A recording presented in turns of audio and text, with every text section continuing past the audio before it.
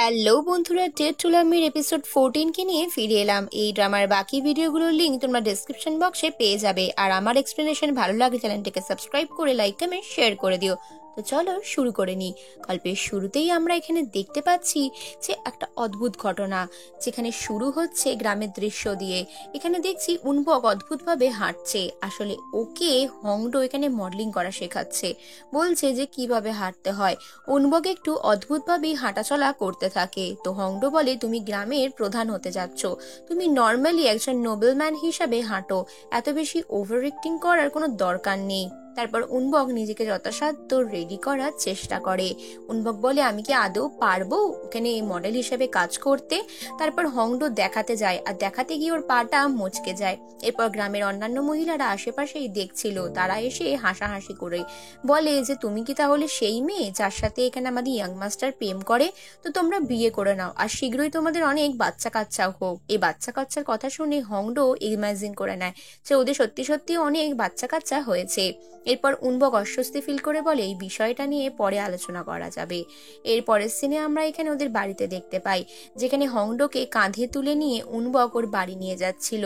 হংডো বলে, আমি তোমাকে অনেক ঝামেলায় ফেললাম, তাই নয় কি? তো উনবক বলে, এত চিন্তা করো না, তোমার ভালো থাকাটাই আমার কাছে অনেক কিছু।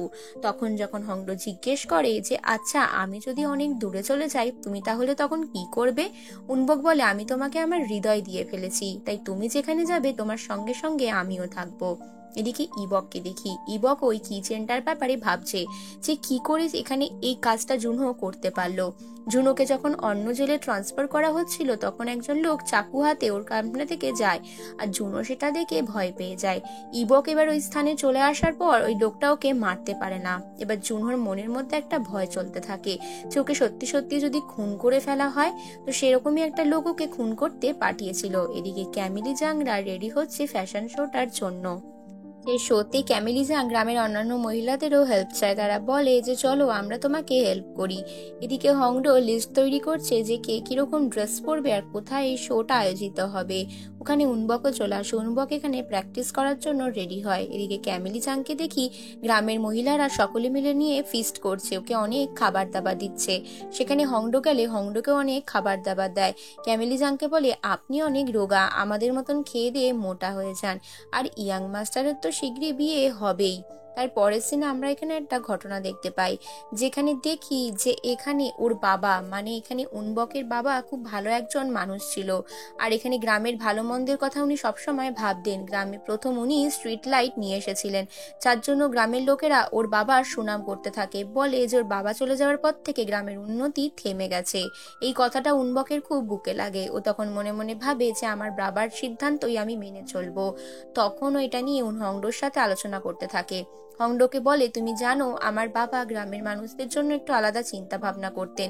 উনি ভাবতেন যে এখানে ঐতিহ্য বজায় রাখার জন্য কাউকে কষ্ট দেওয়াটা ঠিক নয়। এই স্ট্রিট লাইট প্রথম উনিই নিয়ে আসে। এখানে একটা লাইট ভেঙে গেলে ওর দাদু সোগিয়ন সেটা সারাতে বলে। তার পরের সিনে আমরা এখানে দেখি গ্রামের বাকি মেয়েরা আলোচনা করতে থাকে যে এখানে ক্যামিলি জাং এর সাথে ওর সেক্রেটারির একটা রিলেশন রয়েছে, ওর সেক্রেটারি নাকি বিবাহিত। এগুলো আড়াল থেকে সোগিয়ন শুনে নেয়, আর ওর অস্বস্তি ফিল হয় যে একজন বিবাহিত পুরুষের সাথে ক্যামিলি জাং কি করে রিলেশন রাখতে পারে। এদিকে আড়াল থেকে শোনে যে ওর সেক্রেটারি কাউকে একটা যেন রোমান্টিক ভাবে কথা বলছে ফোনে। এগুলো দেখে সোগিয়ন বুঝতে পারে না যে ক্যামিলি জাং এক্স্যাক্টলি এর সাথে রিলেশনটা কি, ওর কি করা উচিত। ও কি একটু বেশি ভেবে ফেলছে?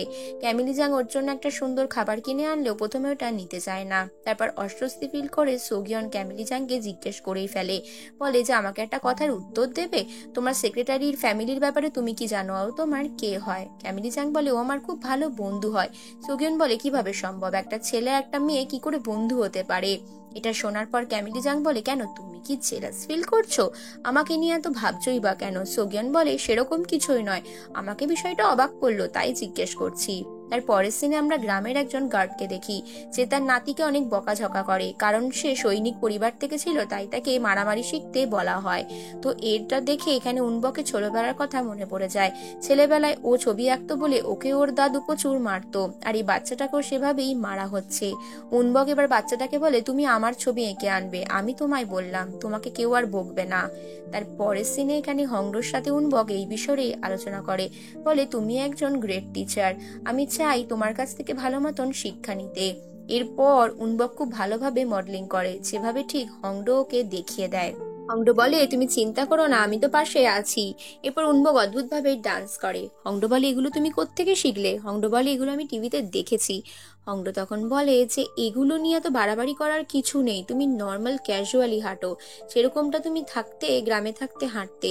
এবার উনবক নর্মালি হাঁটাটা দারুণ রকম ছিল, যেটা দেখে এখানে হংডোর পছন্দ হয়ে যায়।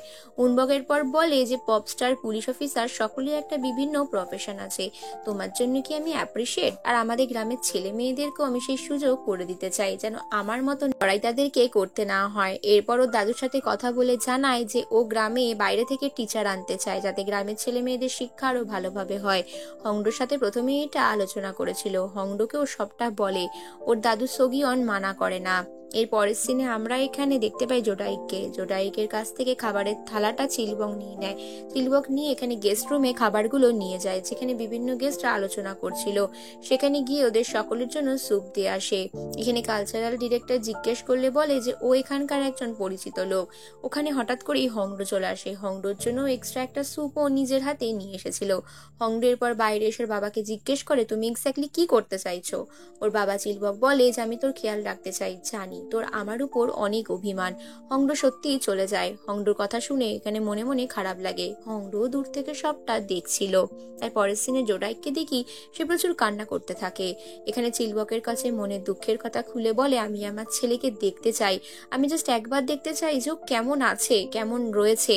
চিলবক ওকে কথা দেয় যে ওকেও দেখা করিয়ে দেবে। এদিকে ইবকও পুলিশ অফিসারদের সাথে কথা বলে, আর যে জেলে জুনহো রয়েছে সেখানেই ও রয়েছে। এদিকে চিলবকও নিয়ে যায় জোডাইককে নিজের ছেলের সাথে দেখা করাতে।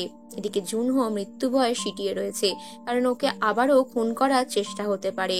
এই ভয়টা ওকে বাঁচতে দিচ্ছে না। যখন ওর মা ওর সাথে দেখা করতে আসে, মাকে দেখে ও ইমোশনাল হয়ে পড়ে। মা বলে, আমি জানি তোর কোনো দোষ নেই, কিছু একটা গন্ডগোল তো আছে, কি হয়েছে তোর সাথে?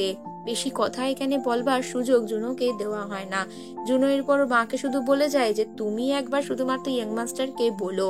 তার পরের সিনে এখানে জোডাইক আবারও ফিরে আসে। এখানে চিলবক আর জোডাইক দুজনে রেস্টুরেন্টে খেতে আসে। এখানে চিলবককে বলে, তোমার মুখে কি হয়েছে? তখন চিলবক বলে, তুমি আগে বলো, তুমি কান্নাকাটি কেন করেছো? তার পরের সিনে আমরা এখানে দেখি উনবক এখানে কাজ করছে। উনবক যখন জিজ্ঞেস করে যে আমাদের কিভাবে কিভাবে সুযোগ করা উচিত, তখন এরা সকল একটা আইডিয়া বের করে। হংডো কি করে, নিজের ভাই আর ফ্যাশন ডিজাইনার ইয়ংগিকে ডেকে নেয়, যে সদ্যই ক্যাফে খুলেছে, আর এখানে টিচার হিসেবে উনাকেও রাখা হয়। মানে ওর ভাই একজন কার্টুন আর্টিস্ট আর ইয়ংগি একজন রাঁধুনি হিসাবে, বা কফি টফি বানাতে পারে এরকম, আর উনা হচ্ছে ফাইট মাস্টার। এভাবে সকলকে টিচারের জন্য আবেদন জানায়। প্রথমে কেউ রাজি না হলো, ওরা রাজি হয়ে যায়। চিলবকও এরপর একটা দেখতে পায়। এরপরে চিলবক দেখতে পায় যে নিজের মেয়ে কিভাবে সুন্দর এগিয়ে চলেছে। চারজনে এখানে হংডোর কথা মতন গ্রামে উপস্থিত হয়ে যায়, আর এরা সকলের মিলে এখানে গ্রামে শিক্ষকতার কাজ শুরু করতে চলেছে। তাই ওদের জন্য গার্ডেরা দরজা খুলে দেয়। গ্রামের ভিতরে ঢোকার পর সকলেই একে অপরের মুখের দিকে চেয়ে থাকে, কারণ আজকে একটা নতুন লড়াইয়ে এরা যোগ দিতে চলেছে। স্কুলে এখানে চলে যায় সকলে, যেখানে সকল বাচ্চারা উপস্থিত ছিল, আর সকলেই প্রচুর এক্সাইটেড ছিল। এখানে প্রথমেই লড়াই শেখায় উনা, যেখানে তারপরে সিনে দেখতে পাই হিয়ংগি এখানে কফি বানানো শেখাচ্ছে, আর হংডোর ভাই হংহাক এখানে কমিকে ছবি আঁকা শেখাচ্ছে। সকলেই নিজেদের কাজ অত্যন্ত দক্ষতার সাথে শেখাতে থাকে।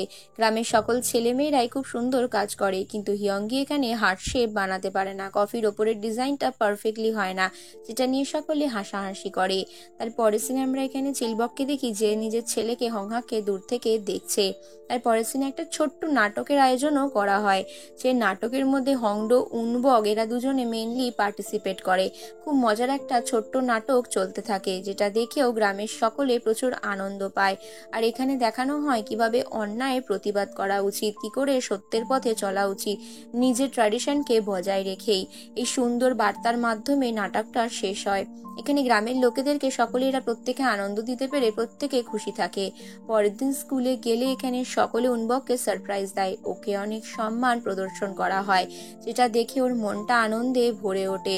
এখানে প্রত্যেকে একটা না একটা মেসেজ ওর জন্য লেখে, সকলে বেশিরভাগ ওকে ধন্যবাদ জানায়। আর সেই বাচ্চা ছেলেটা তো ওর জন্য একটা সুন্দর ছবি এঁকেই আনে।